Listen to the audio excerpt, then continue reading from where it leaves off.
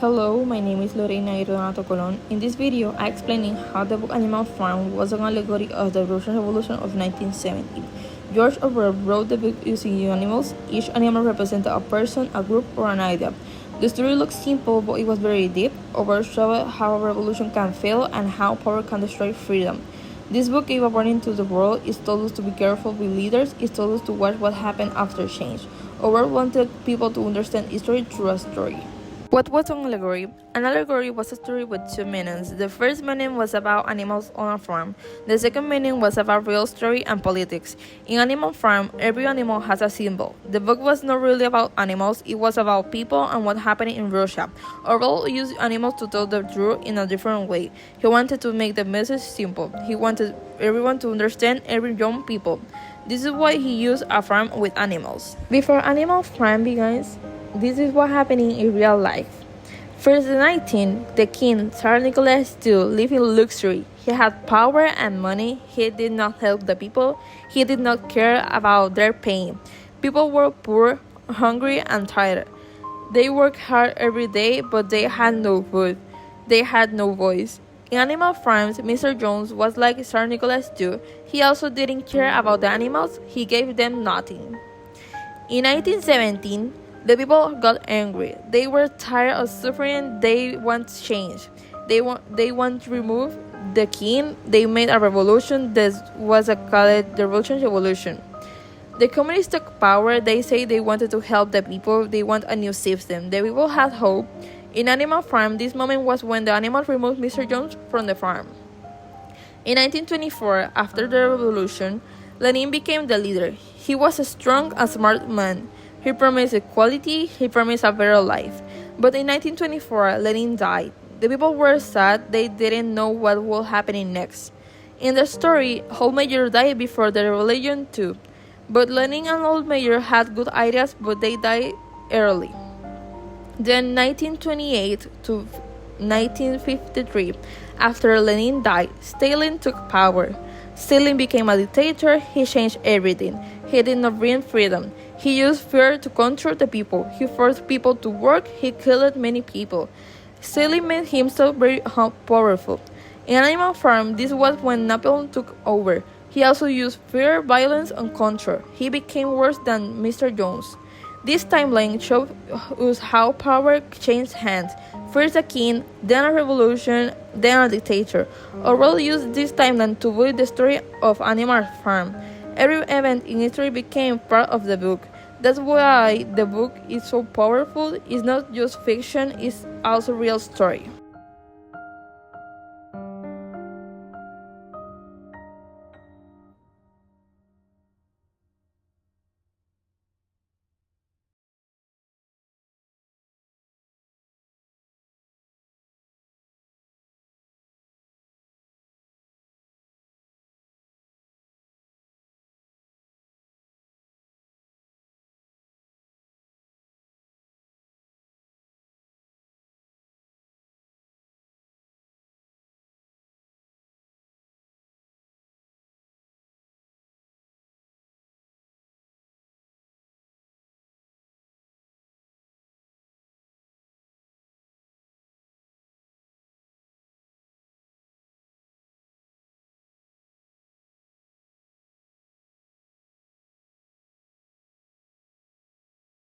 In the book, the animal farm was called Manor Farm before the revolution. The owner, Mr. Jones, was lazy and cruel. He didn't feed the animals or care for them. He drank a lot, he did nothing to help. This farm represented Russia before the revolution. Mr. Jones was like Tsar Nicholas II, and the animals were like the Russian people. They worked, they suffered, but they had no voice, they had no power. Old Mayor was a wise pig who had a dream about freedom and peace. He told the animals to fight against Mr. Jones. He said, all animals are equal, and gave them a new idea called animalism. All mayors represented Karl Marx and Lenin. Karl Marx created the idea of communism, and Lenin used it to lead the revolution in Russia.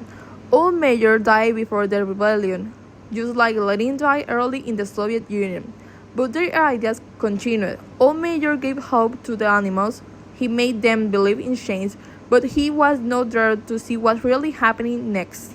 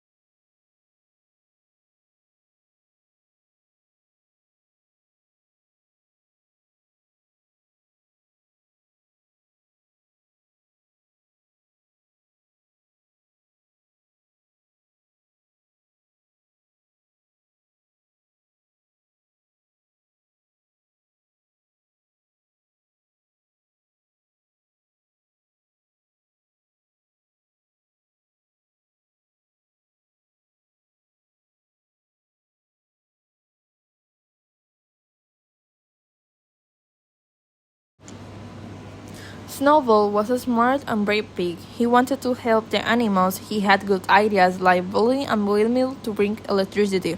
He believed in education and progress. He wanted all animals to learn and grow. But Napoleon hated him. He used the dog to attack Snowball and chased him away. Then Napoleon blamed him for everything. Snowball represented Leon Trotsky, a leader in the Russian Revolution who excelled by Stalin. Trotsky also had good ideas, but Stalin removed him and later had him killed. Snowball was not perfect, but he wanted a better life for the animals. He was not the enemy. Napoleon was another pig. He was not a good leader, but he wanted power. He raised the dog to protect him and used them to scare the animals. He changed the rules and lived like a king. He became a dictator. Napoleon represented Stalin. He said he wanted equality, but he was worse than Mr. Jones. He used fear, lies, and violence to stay in power. Napoleon did not care about the animals. He only cared about himself. He broke the promise of the revolution. He became the new oppressor. Squealer was a pig who spoke a lot.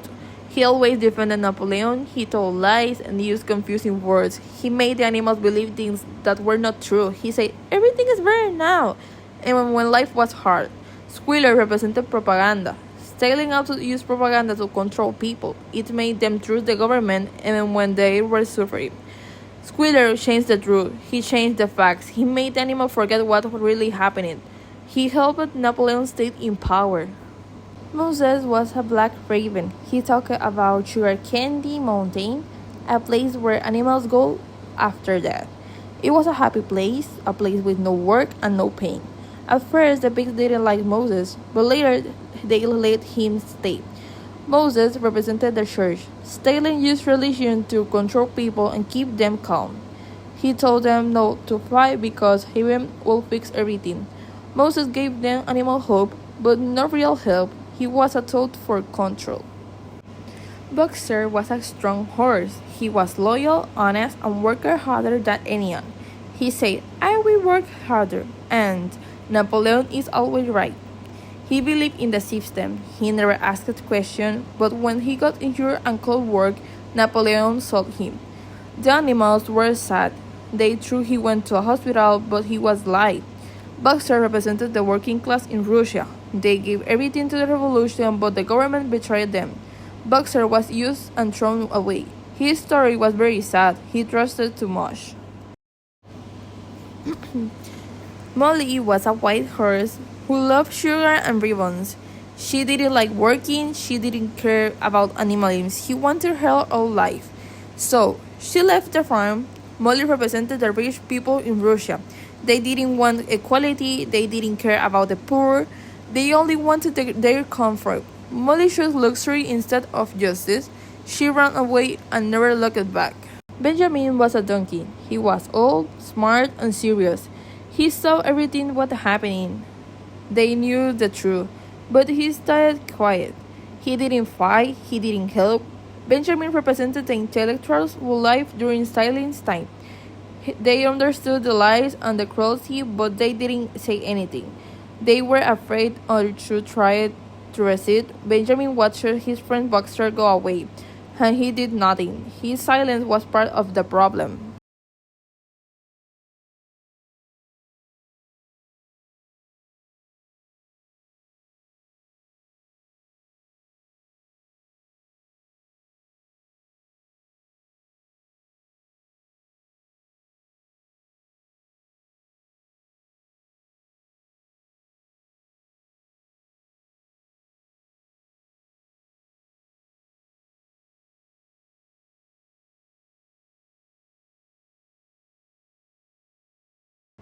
Napoleon raised the puppies in secret. They grew up and became his guards. They protected him and attacked other animals. They created fear. The dogs represented the KGB, Stalin's secret police. The KGB arrested, killed people who didn't obey. They helped Stalin stay in power. The dogs were not just animals, they were weapons. They kept everyone afraid. Animal limbs was the system what the pigs created after the revolution. It said all animals were equal, and they would work together and share everything. It sounded good at first, but later the pigs changed the rules. They said one thing and did another. This was like communism under Stalin. It started with equality, but it ended with control and fear. The idea was beautiful, but their leaders ruined it.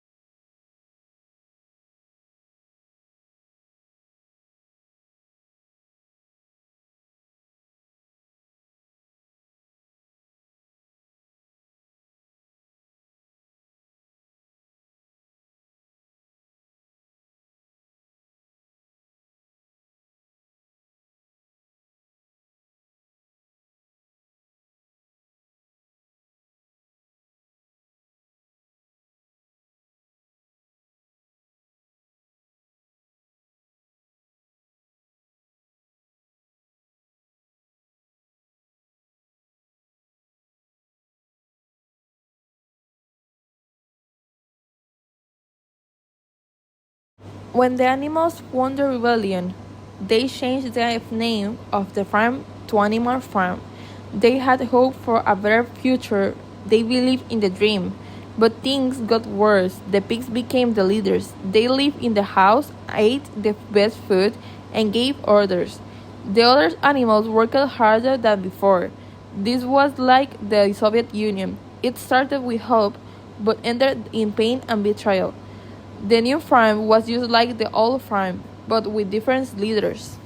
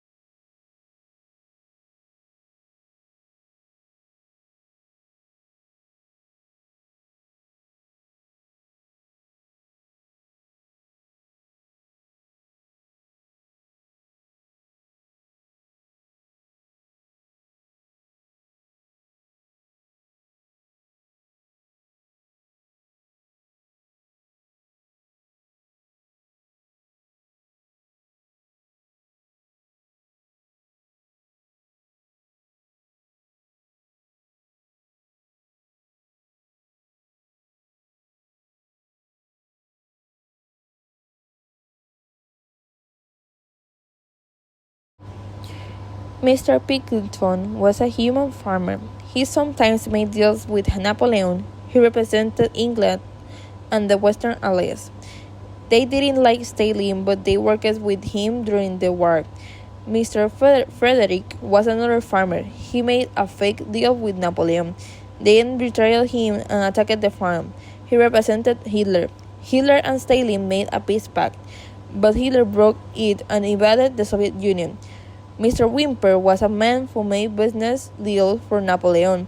He represented businessmen who worked with the Soviet Union for profit, and when they knew it was a dictatorship. The humans helped Napoleon in different ways. They didn't care about the animals. They only cared about power and money. One day, Napoleon made animals confess to crimes. Then he killed them. The animals were shocked and scared. It was not normal. This part of the book represents Stalin's work. Stalin killed many people who were innocent. He used fear to stay in power and control the population. The animals could not speak or protest. They always obeyed. The farm was not full or fair. The windmill in the story was no bad idea. It was for electricity and comfort. Napoleon stole the idea and made it the animals voted. They worked for years, but then it was destroyed. Napoleon blamed Snowball again. The windmill represents Stalin's 5-year plan. This plan promised progress but caused suffering and death. The animals worked with no rest. They were tired, but they had no choice.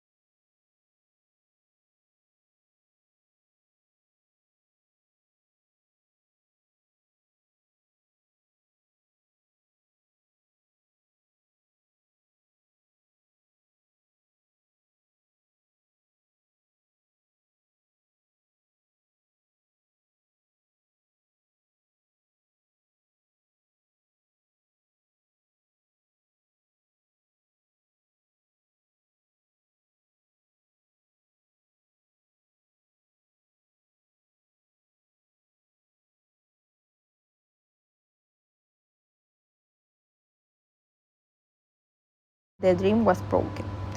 The pills The pigs also changed the commandments. They used stricter words. For example, no animal shall kill another animal became beyond reason. They confused the animals. They made rules that sounded good but were lies. They showed how Stalin used language to control people and change the truth. At the end of the story, the pig walked on two legs. They were close and played with cards with humans. The animals looked through the window. They looked at the pigs, then at the men, then at the pigs again. They could not tell the difference. The pigs became the enemy they hated. The revolution failed. The animals were back where they started. Nothing changed. The dream was broken. Animal Farm looked like a simple book, but it was not. It was about how revolution can go wrong. It was about how leaders can lie. It was about how power can hurt the people. George Orwell wanted to give a warning. He said that we must think, we must ask questions, we must protect freedom, because power is dangerous. And histories can repeat. The book helps us understand the past. It also helps us understand the future.